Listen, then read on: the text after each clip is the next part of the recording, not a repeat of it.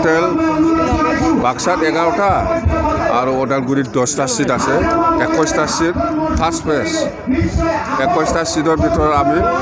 15টা seat পাই আছে 15টা seat পাই আছোঁ আমি 21টা সিটৰ ভিতৰত দুইজনটো কাম নাই এই দুইজন আজিৰ দিনত বিপিএফৰ লগত থাকি পেলাই যিখিনি সুবিধা পাইছিলে এতিয়া বিজেপিত গ'ল এইখিনি সুবিধাও নাপাব সিহঁতে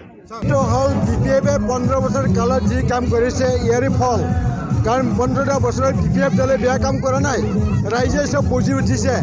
আগত স্কুল কলেজ নাছিলে এতিয়া স্কুল কলেজ হৈছে ৰাস্তা ঘাট চব হৈ উঠিছে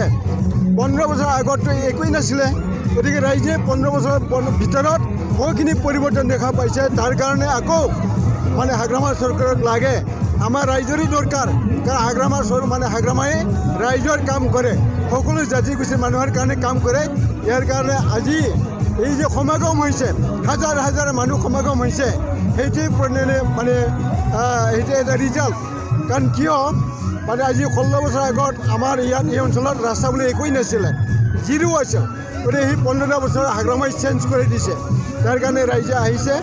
এতিয়া অন্য দলে বহুখিনি কথা ক'ব পাৰে